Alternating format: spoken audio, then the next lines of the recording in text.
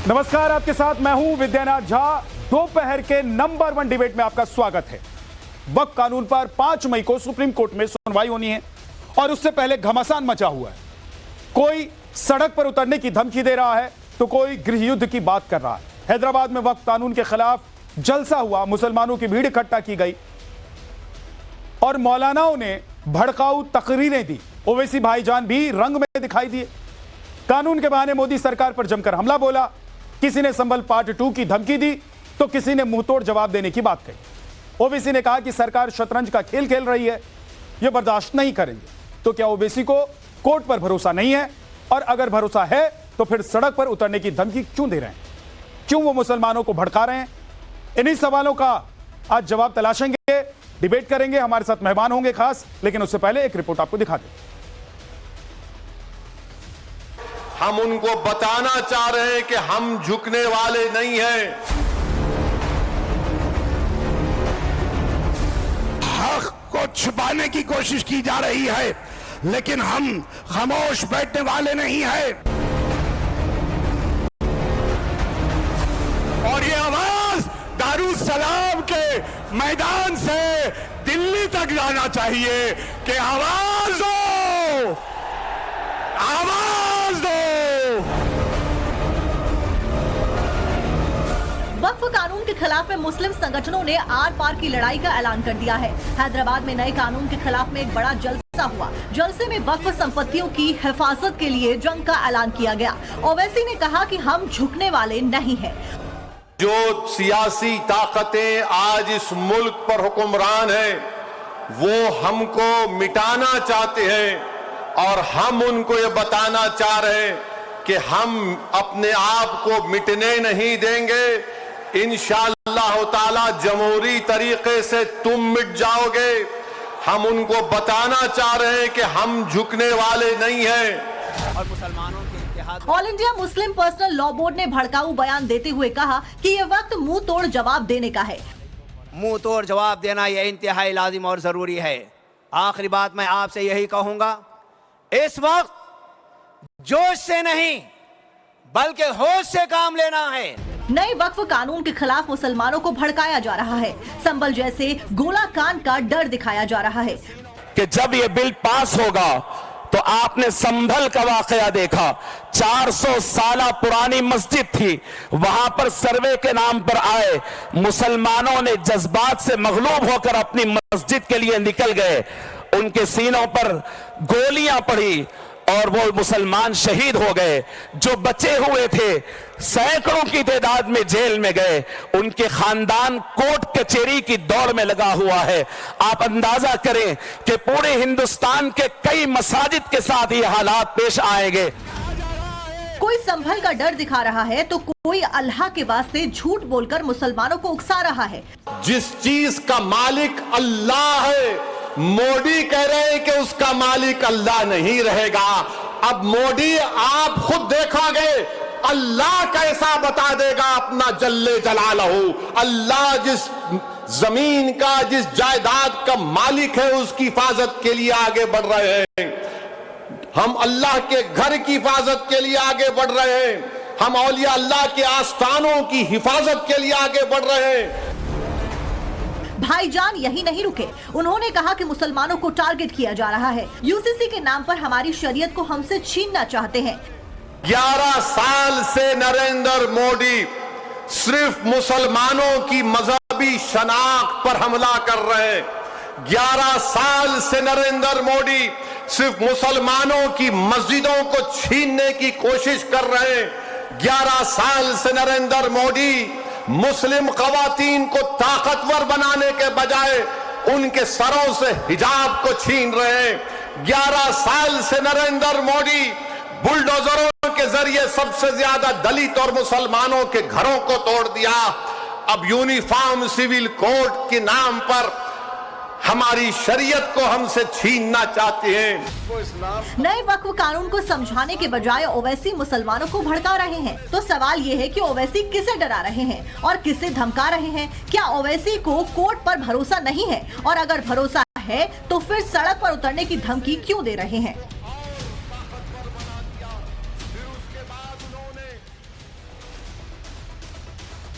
मुसलमानों को भड़काने के लिए हर तरह का पैतरा अपनाया जा रहा है, हर तरह की बयानबाजी, तकरीरें दी जा रही हैं।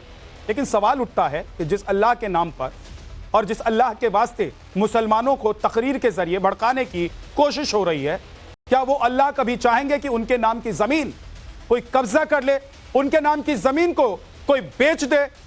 और अगर उसके खिलाफ कोई कानून आता है तो क्या देश में धर्म के नाम पर युद्ध की धमकी दी जाएगी? आज इसी पर बात करेंगे। हमारे साथ ओपी सिंह बीजेपी के प्रवक्ता हैं, अंबर जैदी राजनीतिक विश्लेषक हमारे साथ रहेंगी, फैज खान साहब संयोजक मुस्लिम राष्ट्रीय मंच के हमारे साथ, अजय वर्मा जी कांग्रेस के नेता हमारे साथ हैं, राजीव गढ़ी राजनीतिक विश्लेषक हमारे साथ हैं, फाजिल अहमद राजनीतिक विश्लेषक हमारे साथ हैं। आप सभी का बहुत बहुत स्वागत है। राजीव गढ़ी जी, क्या अल्लाह कभी चाहेंगे कि जो जमीन उनके नाम है, जिस जमीन से गरीबों का फायदा होना चाहिए, उस जमीन को कब्जा करके मुसलमानों के ठेकेदार बेच दें? और उसके खिलाफ अगर कानून आ रहा है तो देश में धर्म के नाम पर युद्ध की धमकी क्यों दी जा रही है?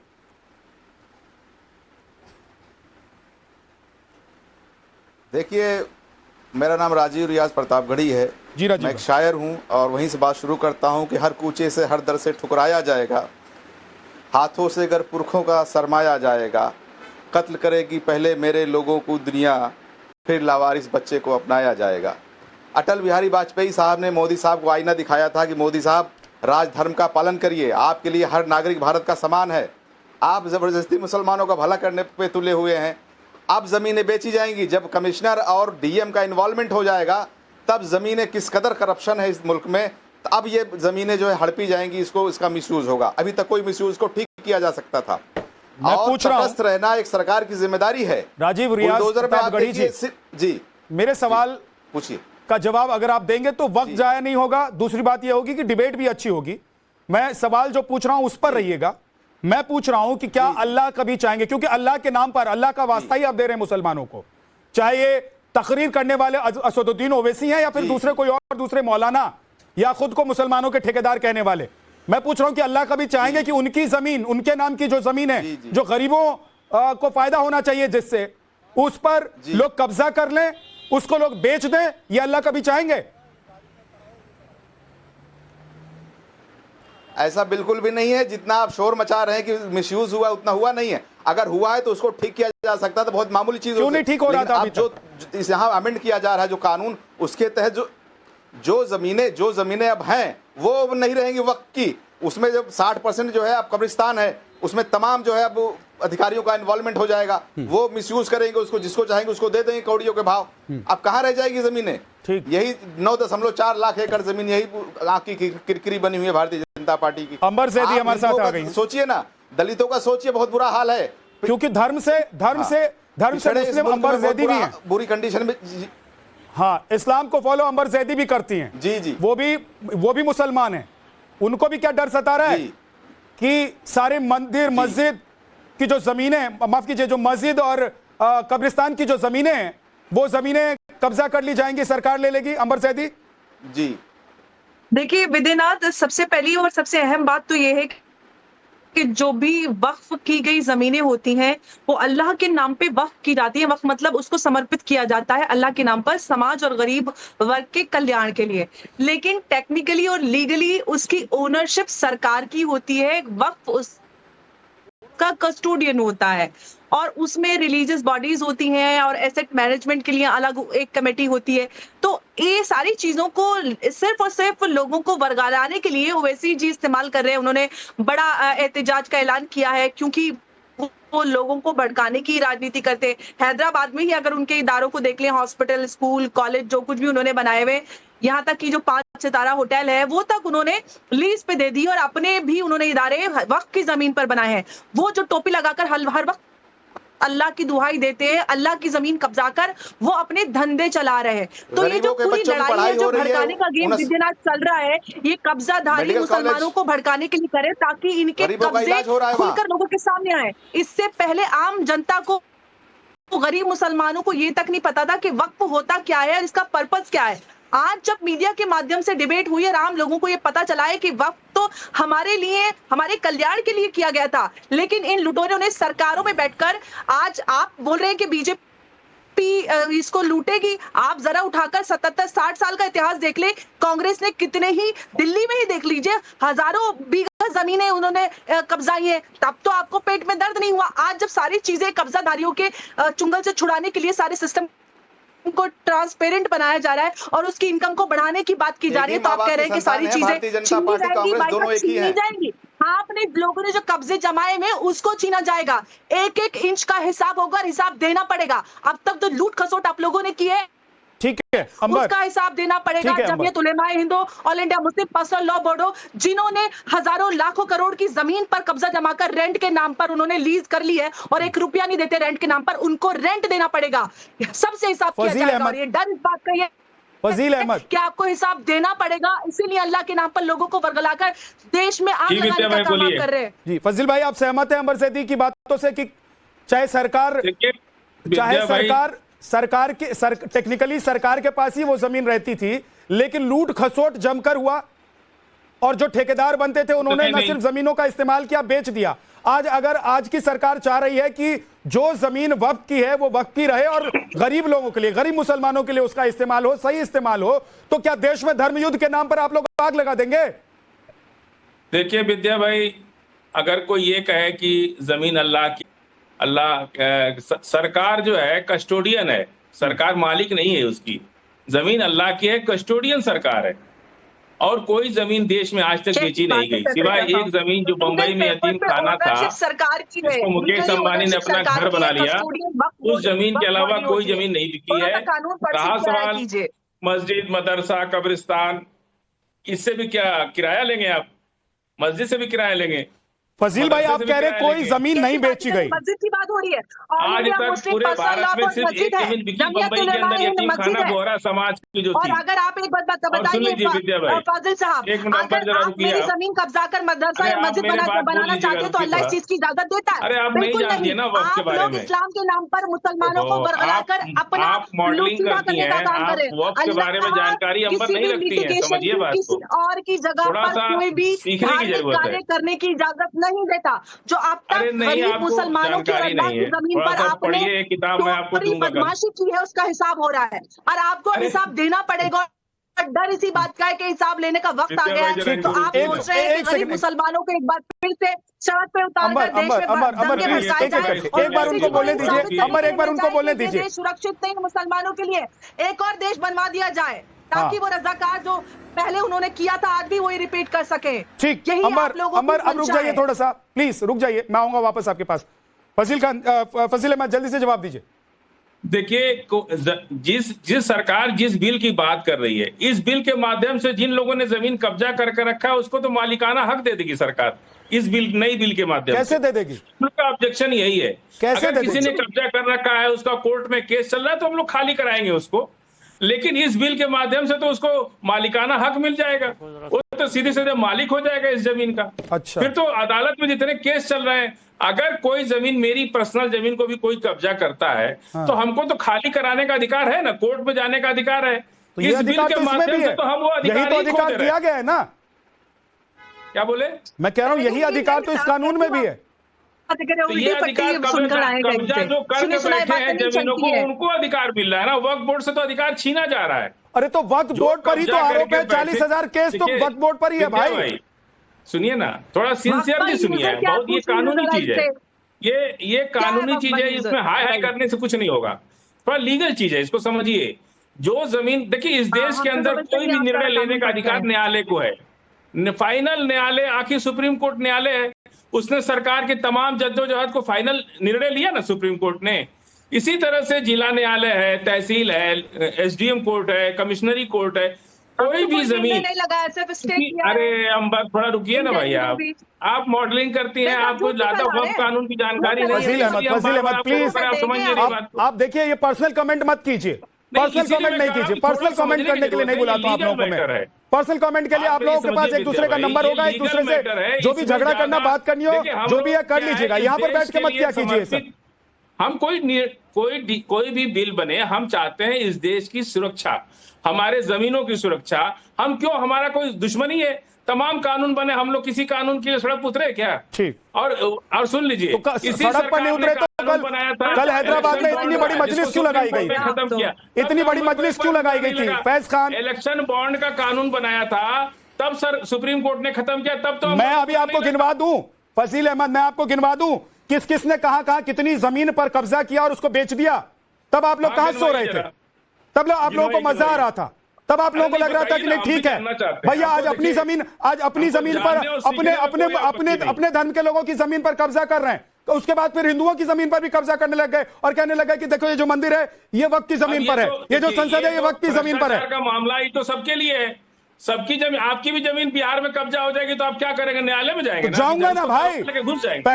पहले तो वक्त के पास ही जाना पड़ता था ना, अब तो न्यायालय में जाऊंगा। अभी भी जाना पड़ेगा, जाऊंगा मैं न्यायालय में। तो सबके लिए एक जैसा कानून है, दिक्कत क्या है? आपको क्यों अलग से ट्रिब्यूनल चाहिए? आपको क्यों अलग से धर्म के आधार पर ट्रिब्यूनल चाहते हैं आप? आप गुस्सा जाते हैं विद्या भाई। फजील भाई, मैं कह रहा हूं जब आप बातों को ना घुमा रहे हैं ना, देखिए गुस्से की बात तो ये है कि देखिए आप समझ रहे हैं, फजील अहमद आप अच्छे से समझ रहे हैं कि जो हो रहा है वो मुसलमानों के हित में हो रहा है, लेकिन आपको दिक्कत ये हो रही है कि आप लोगों को, सुन लीजिए ना, आप लोगों को दिक्कत। विद्या भाई, हम सुप्रीम कोर्ट में पिटिशनर हैं, हम तो अगर ऐसा समझते तो हम क्यों जाते सुप्रीम कोर्ट? नहीं तो सुप्रीम कोर्ट में पिटिशनर है तो फिर क्यों आप लोग हैदराबाद में मजलिस बुला रहे हैं?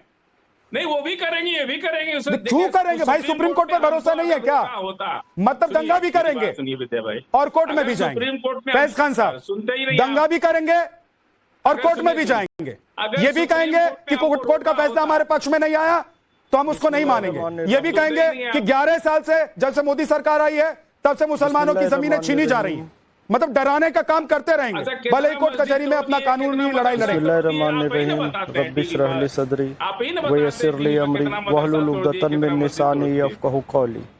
जय हिंद, भारत माता की जय। ये फजील अहमद की आवाज थोड़ी सी बंद करवा दो, क्योंकि अब मेरी बारी है, 2 मिनट बोलूंगा विद्या भैया, और आवाज इसलिए बंद करवा लेना, मैं बोलूंगा तो इनके सीने पे सांप लौटेगा और बीच बीच में मेरे समय में ये कूदेंगे। अंबर जैदी मॉडलिंग करती है, अप्रत्यक्ष रूप से इन्होंने मुस्लिम महिला के ऊपर द्विआर्थी संवाद कहा है। मैं इस फजील अहमद को बोलना चाहूंगा कि सब पर अपनी रजा चलाता है, उसे भूल गया जो हवा चलाता है, और आकर चैनल में मत बैठ, घर में जाकर देख तेरी दुकान कोई और चलाता है। मुस्लिम महिलाओं के हक में बात करने वाला एक मुस्लिम महिला को मॉडलिंग के नाम पर अपशब्द द्विआर्थी शब्द कहकर उसे जलील कर रहा है, और ये बताएगा जो मुस्लिम महिलाओं के मुंह से निवाला छीना 1986 में, शाहबानों के मुंह से निवाला छीना, वो मुस्लिम महिलाओं के हक की बात बताएगा। मुजफ्फरनगर में एक बुरखे वाली खातून को 6 लोगों ने जलील किया, तब भी असदुद्दीन ओवैसी और अकबरुद्दीन ओवैसी के औलादों और फजील अहमद की औलाद के मुंह से कुछ नहीं निकला। हमारे लिए सबसे बड़ा डर ख्वाजा गरीब नवाज का है, और एक मौलाना ने इसलिए कहा कि मुसलमान ओवैसी जैसे हर दौर में जलील इसलिए होते हैं क्योंकि अहले बैत के गद्दार हैं। ख्वाजा गरीब नवाज के वंशज ने कह दिया है कि ये बिल मुसलमानों के हक में है, ये एक्ट दीवान साहब ने, नसीरुद्दीन चिश्ती साहब ने, तो हमारे लिए स्वीकार है एक इस्लामी दृष्टिकोण से और संविधान के दृष्टिकोण से भी स्वीकार है। मैं आपको बताता हूं कि सर्वे करने टीम गई थी, कह रहे हैं, और ये झूठ फैला रहे कि उनके ऊपर गोलियां चली। हाँ, लेकिन इन जलील और गलीज लोगों के कारण सीएए के समय भी मुस्लिम खातूनों को सड़कों पर इन्होंने लाया, अपने घर की मां बहनों को नहीं लाया। मुस्लिम बच्चे जेल गए, गलतफहमी फैलाई गई, उन पे केस दर्ज किया गया, लेकिन सीएए मुसलमानों के खिलाफ नहीं था।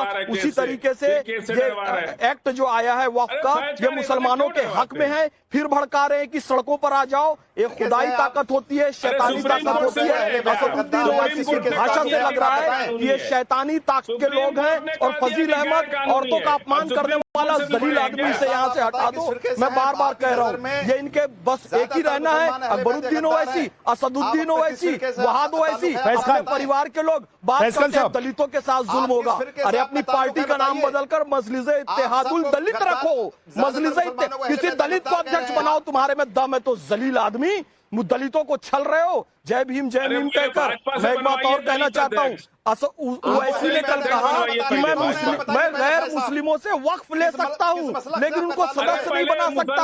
अरे अमित शाह और मोदी जी को तेरे से ज्यादा इस्लाम का ज्ञान है। वो कह रहे हैं कि वक्फ जो है ना, वो धार्मिक प्रक्रिया है जो कल एक एक करके बोलिए। पहले एक बार फैज खान को बोलने दीजिए, उसके बाद जवाब दीजिएगा। उसमें इसको गैर मुस्लिम चाहिए। राजीव जी और फाजिल अहमद, 1 सेकंड रुक जाइए।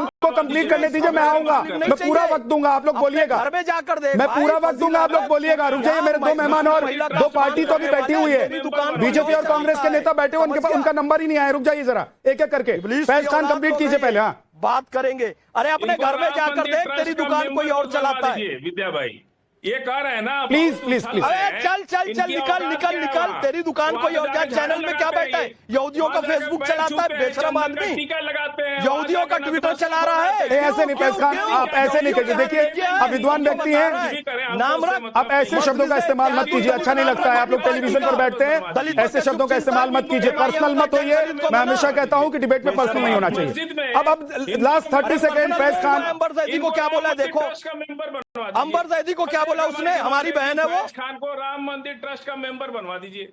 और कोई राम मंदिर ट्रस्ट में कामेश्वर चौपाल जी सदस्य हैं, 2 गैर मुस्लिम जो हैं, ये दो दलित जो हैं उसमें हैं, ओबीसी हैं, अरे ब्राह्मण है। कहाँ जा रहे हैं? छोड़िए ना, छोड़िए ना।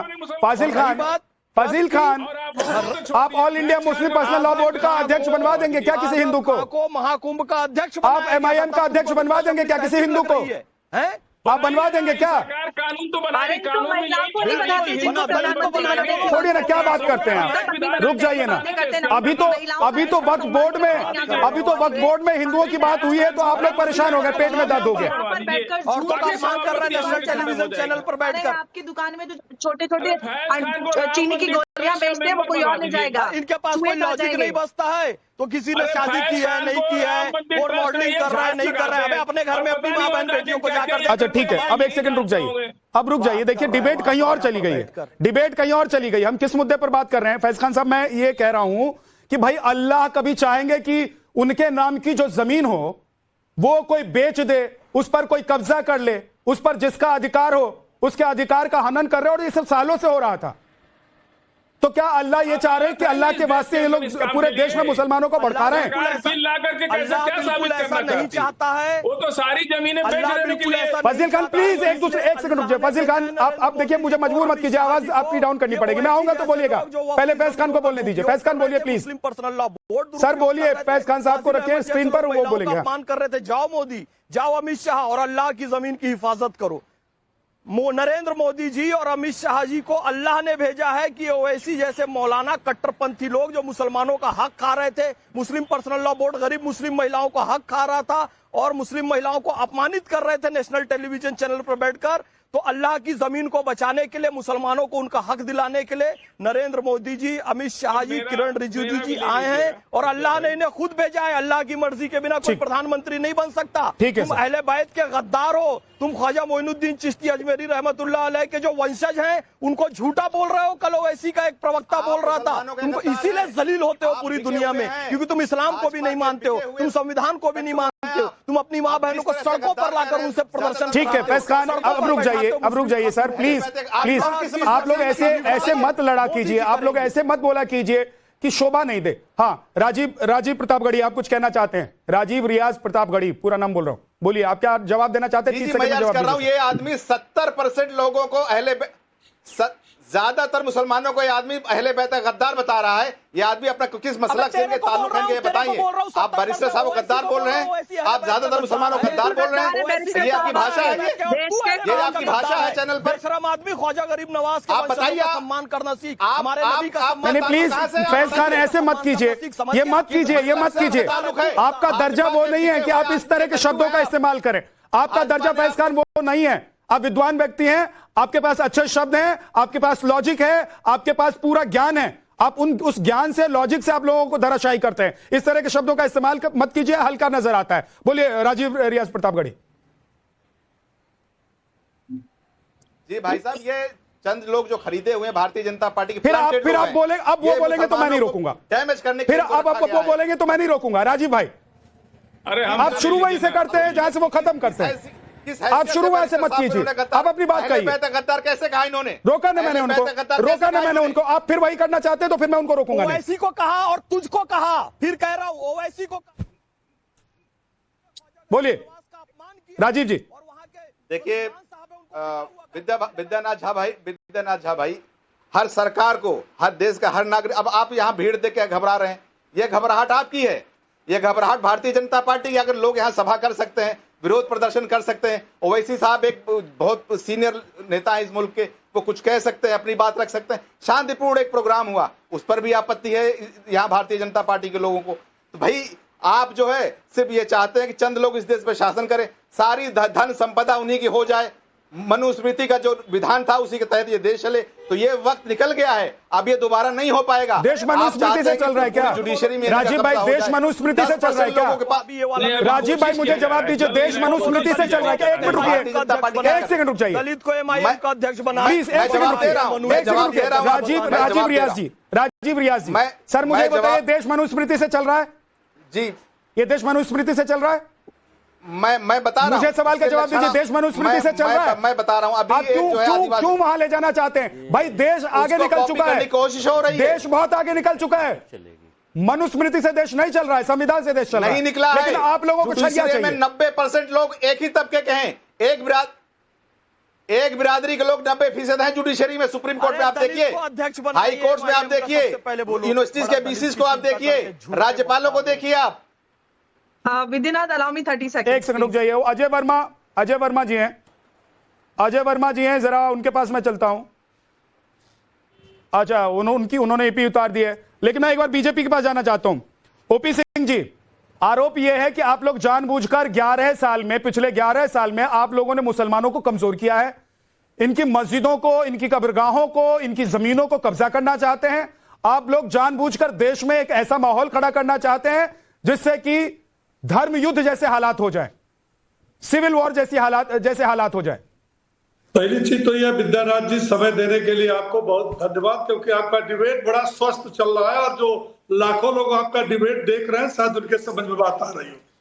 हमारे ऊपर आरोप है कि 11 साल से हमने मुसलमानों को कुछ नहीं दिया, लेकिन मैं पूछना चाहता हूं कि जो लोग कहते हैं कि 11 साल से नहीं दिया, उनसे पूछिए कि 78 में 58 साल जिनकी सरकार रही, उत्तर प्रदेश में जिनकी 4-4 बार सरकारें, उन्होंने क्या दिया? हमने तो जितनी भी केंद्र सरकार की योजनाएं चली, आज उन योजनाओं का 30% सीधे लाभ, चाहे जितनी भी योजनाएं चल रही, आवास चल रही, आयुष्मान चल रही, जीएसटी नहीं लेते हैं मुसलमानों से? जीएसटी नहीं लेते क्या? अरे तो जीएसटी तो सब देते हैं, आप देके एहसान करते हैं क्या देश पर? फजील खान, अरे जी, तो वो कौन सा तो आप एहसान कर रहे हैं क्या देश पर जीएसटी देकर? हमको घर देके आप लोग तो ऐसे कहते हैं ना कि जैसे देश का दामाद हो आप लोग। जीएसटी से देश चलता है, आप लोगों को जीएसटी पे करना पड़ा। अरे हर वो नागरिक देश का जीएसटी पे कर रहा है जो इस्तेमाल कर रहा है किसी न किसी वस्तु का। होते जा रहा है, दामाद है क्या देश के आप लोग? आप लोगों को बड़ा दुख होता है। एक एक करके बोलिए, पहले ओपी सिंह कंप्लीट कर लीजिए, प्लीज रुक जाइए। फजील भाई प्लीज ऐसा मत कीजिए, आपको पता है 40%। अरे रुक जाइए फजील भाई, पैसा खा जाता है, डाउन करिए। देश की बोलिए ओपी सिंह बोलिए प्लीज। क्या बोल sir please, Fazil Khan, Fazil Ahmed please, sir रुक जाइए। फजील अहमद भाई प्लीज। किसी के समझ में आ रहा? मैं ये कह रहा हूँ कि हमारी जितनी योजनाएं हैं उनका लाभ हम दे रहे हैं, 30% उसका अकेले मुसलमानों को उसका लाभ मिल रहा है। छोड़ दीजिए, योजनाओं पर बात नहीं करनी है ओपी सिंह। ओपी सिंह जी, योजनाओं पर बात ही नहीं करनी है। बात वक्त की हो रही है।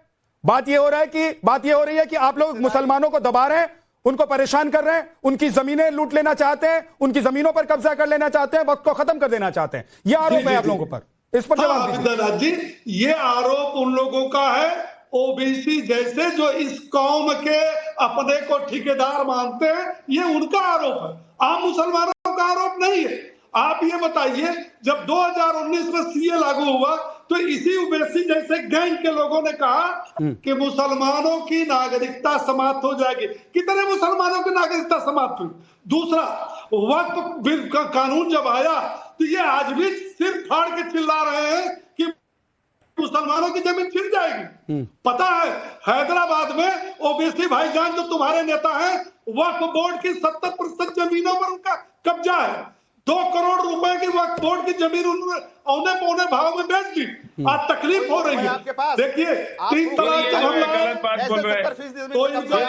का मैं मौका दूंगा ना, बोलिएगा। अरे रुक तो जाइए, आप लोग एक दूसरे के ऊपर चढ़ने लगते हैं। रुक जाइए ना, उनको कंप्लीट करने दीजिए। इतनी देर बाद मैं 27 मिनट बाद गया उनके पास, अब उनको अपनी बात तो कहने दीजिए, कम से कम 1.5 मिनट तो दीजिए उनको। मैंने कहा कि 3 तलाक हम लाए तो हो अल्लाह। आज क्या महिलाओं की स्थिति है?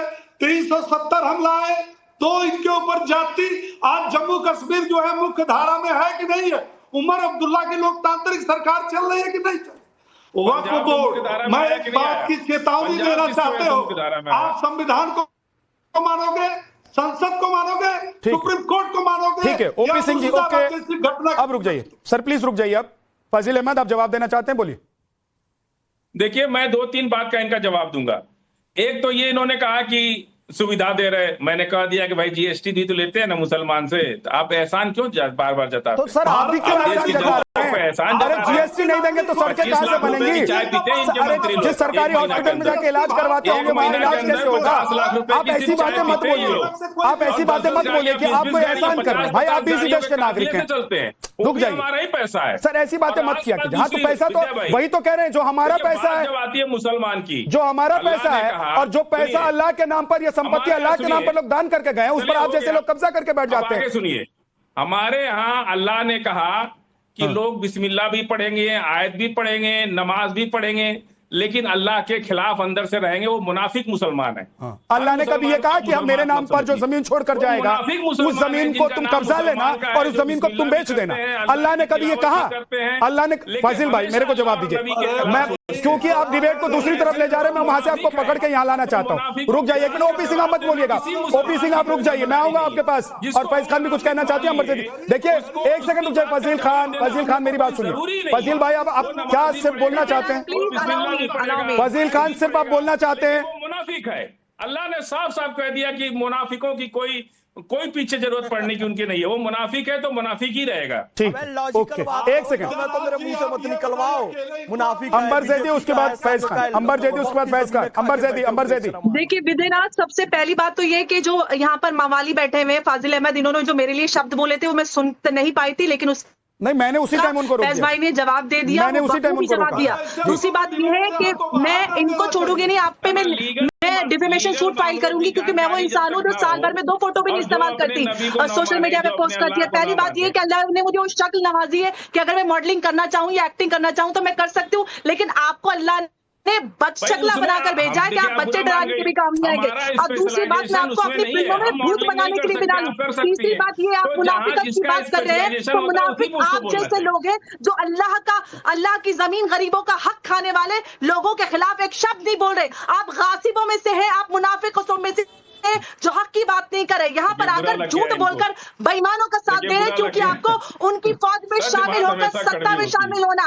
आप उन यजीदियों में से कम नहीं है जो इमाम हुसैन के खिलाफ खड़े हुए थे। आप लोग हैं अहले बैत के गद्दार, जैसा कि फैज साहब ने कहा था। ये आपकी नस्ल में, आपके खून में है कि आप देश के गद्दार थे, हैं, रहेंगे। और जो आप रजाकार की फौज में शामिल होने की कोशिश कर रहे हैं ना, ये दिखाने के लिए कि देश मुसलमान के लिए सुरक्षित नहीं है, और आप एक और देश बना सके, पूरी दुनिया में दिखा सके मुसलमानों पे जुल्म हो रहा है, और मुसलमानों पे इतना जुल्म हो रहा है कि यहाँ पर बैठकर मुसलमान चिल्ला रहे, महिलाओं की बेइज्जती कर रहे हैं। देखिए ऐसे में क्या होता है ना, टोपी लगाकर फजील अहमद, इसीलिए मैं कहता हूँ कि पर्सनल मत हुआ कीजिए। आप लोग जानते हैं, अंबर एक सेकंड, मैंने आपको अलाउ किया क्योंकि फाजिल ने इसकी शुरुआत की थी, हालांकि मैंने उनको रोका था।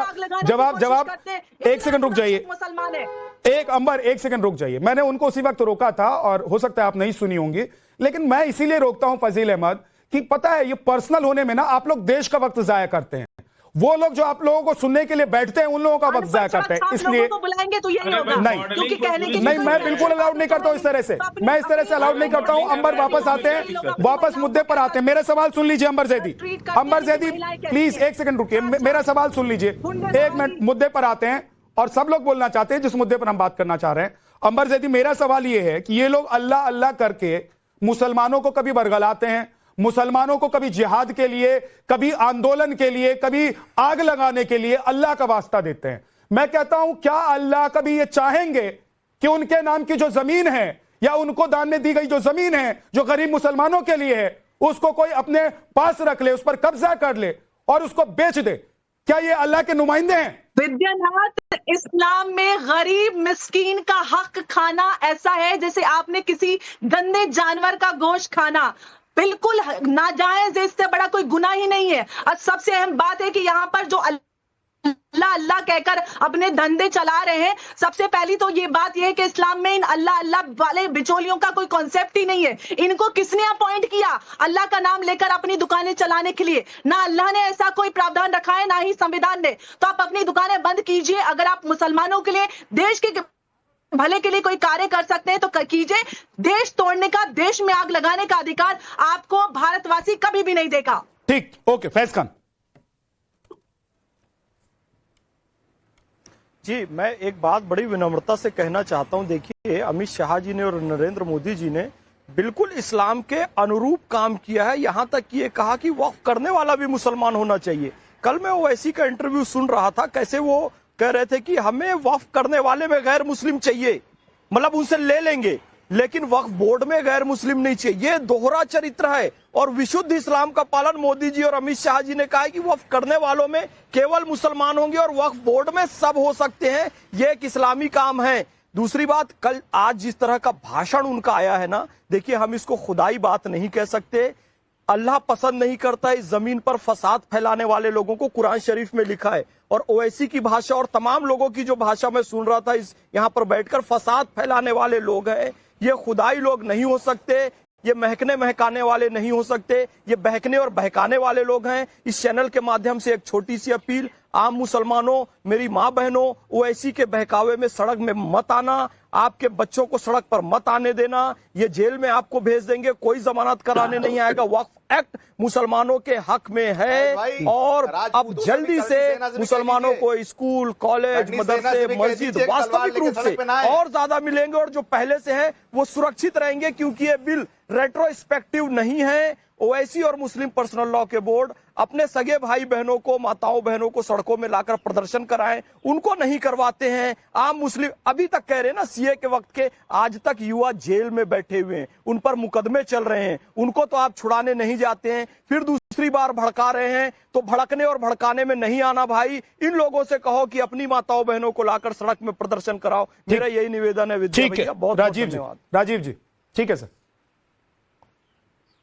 जी, भड़कने से क्या मतलब है विद्यानाथ झा भाई? इस देश में हमें प्रदर्शन का, विरोध प्रदर्शन की इजाजत है संवैधानिक रूप से। अभी करणी सेना देखिए तलवारें लेके आ गए थे, एक दलित सांसद के घर पे चढ़ाई कर दिया था, उनके लिए भी दो शब्द कह देते फैज भाई। मैं बता दे रहा हूं, एक फैज खान साहब, देखिए, क्योंकि मैं एक जर्नलिस्ट होने से पहले इस देश का नागरिक, राजीव भाई मैं थोड़ा सा रोक रहा हूं, उसके बाद मैं आपको वक्त दूंगा, पूरी बात कहिएगा, मैं सुनूंगा भी और जो लोग आपको देख रहे हैं वो भी सुनेंगे। लेकिन आपने कहा कि भड़काने का मतलब क्या है, मैं बता देता हूं भड़काने का मतलब क्या है। जब देश की राजधानी दिल्ली में निर्भया कांड हुआ था तो पूरा देश उबलने लग गया था और देश भर के लोग सड़क पर उतरे थे। जब देश की राजधानी दिल्ली में आंदोलन हुआ, जो बाद में आम आदमी पार्टी अरविंद केजरीवाल के तौर पर सामने आई, उस आंदोलन में देश भर के लोग जुड़ गए थे। वहां किसी को बुलाने की जरूरत नहीं पड़ी थी, जो भ्रष्टाचार के खिलाफ आंदोलन हुआ था। आप लोगों को क्यों दिन रात तकरीरें कर करके और दूसरे के कंधे पर बंदूक रख के लोगों को, अपने ही कौम के लोगों को बताना पड़ता है कि तुमको सड़क पर उतरना पड़ेगा, तुमको इस सरकार के खिलाफ जिहाद करना पड़ेगा, तुमको इस सरकार के खिलाफ लड़ना पड़ेगा। अरे भाई, किसी आम मुसलमान को फर्क नहीं पड़ रहा है, किसी आम मुसलमान को इस वक्फ बोर्ड से कोई फर्क नहीं पड़ रहा है, क्योंकि उसको कुछ फायदा ही नहीं हो रहा था। और अब वो जो फायदा होगा वो गरीब मुसलमानों को ही होगा। राजीव भाई, अब बोलिए। अब बताइए, इस देश में डेमोक्रेसी है, एक पार्टी दूसरे पार्टी को उखाड़ने की धमकी देती है, लोगों से आह्वान करती है कि भ्रष्टाचार सरकार करिए, राजनीतिक तौर पर आप करिए, अरे राजनीतिक तौर पर करिए ना। आप क्यों आम लोगों को राजनीति में घसीट रहे हैं भाई? मैं ये पूछना चाहता हूं। फिर आप क्या है ना कि आप शुरुआत वहीं से करते हैं, लाइन आप गलत पकड़ लेते हैं। राजीव भाई, मुझे टोकना पड़ता है, मैं नहीं बोलूंगा, बोलिए। देखिए, हर इंसान जो है राजनीति का हिस्सा, जो भी नागरिक है वोट देता है, बहुत समझदार है, और वो सरकार बनाने के लिए, सरकार बिगाड़ने के लिए वोट देता है। और राजनीतिक पार्टियों का काम है उन लोगों को, जमात को अपने साथ इकट्ठा करना, जोड़ना, सरकार को उखाड़ के फेंकना, नई सरकार बनाना, अपने इख्तिदार में कायम होना, अपने लोगों को हिस्सेदारी दिलाना। ये हमारा काम है, ये राजनीतिक पार्टियों का काम है। इसमें क्या इतराज है आप लोगों को भाई? ठीक है, आपका काम है, ये चीजें होंगी, राजनीति कर रहे हैं तो सत्ता हासिल करना आपका काम है, जिंदा है। लेकिन सत्ता हासिल करने के लिए लोगों को बरगलाना, लोगों को परेशान करना, लोगों को सड़कों पर उतार देना, आगजनी करवाना, लोगों को गलत रास्ते पर ले जाना, और राजनीतिक फायदा आपका होगा भाई साहब। उन 20 या 25 करोड़ मुसलमानों का तो फायदा नहीं होने वाला है ना, घर में नहीं होता। अगर उनका फायदा होता तो वक्फ बोर्ड से हो चुका होता। राजीव भाई, अगर उनका फायदा हो रहा होता ना तो वक्फ बोर्ड के पास जितनी संपत्तियां ना, आज कोई पंचर नहीं लगा रहा होता। शिक्षा के बिना कोई नहीं। अरे मुसलमानों की हालत आज देश में वो है, मुसलमानों की हालत आज देश में वो है जिसकी वजह से आज पूरा कौम परेशान है। और उसका जिम्मेदार क्या आप जैसे लोग नहीं है? क्या असदुद्दीन ओवैसी जैसे लोग नहीं है? अरे 80 करोड़ का राशन को रुकिए फाजिल अहमद, रुकिए प्लीज। राजीव जी, 80 करोड़ का राशन को कैसे जिम्मेदार है इस देश में? असदुद्दीन ओवैसी कैसे जिम्मेदार है? क्यों जिम्मेदार नहीं है? 25 करोड़ मुसलमानों अरे क्यों जिम्मेदार नहीं है? सारे कौम के नाम पर ही तो राजनीति करते हैं ना। अरे धर्म के नाम पर ही तो राजनीति करते हैं ना। वो तो लड़ रहे हैं। 80 करोड़ जो राशन ले रहे हैं उसकी एक सांसद जिता के भेजती है जनता उनकी, 1 या 2 सांसद। अब वो चाहते हैं कि वो उनका भला कर दें। हाँ। आप जिताइए हमारे, हम तो आवाज लोगों से आह्वान कर रहे हैं, आप हमारे 100 सांसद जिताइए, 50 लोग जिता के संसद भेजिए, उसके बाद देखिए हम क्या करते हैं इस मुल्क में। सारे मुसलमान आपके हक में जो है क्या करते हैं उसके बाद देखिएगा। आग लगाते आते हैं तो फिर हैदराबाद तक जितनी औकात है ना, औकात में रहे फिर आपके बैरिस्टर साहब। ठीक है, अब देखिए अगर उनके 1 ही 2 सांसद है ना, तो इसमें गलती किसी और की नहीं है, गलती किसी और की नहीं है। तो ये तो आप राजीव भाई, आप तो ये कह रहे हैं कि 1-2 सांसद हैं, इसमें गलती किसी और की थोड़ी ना है।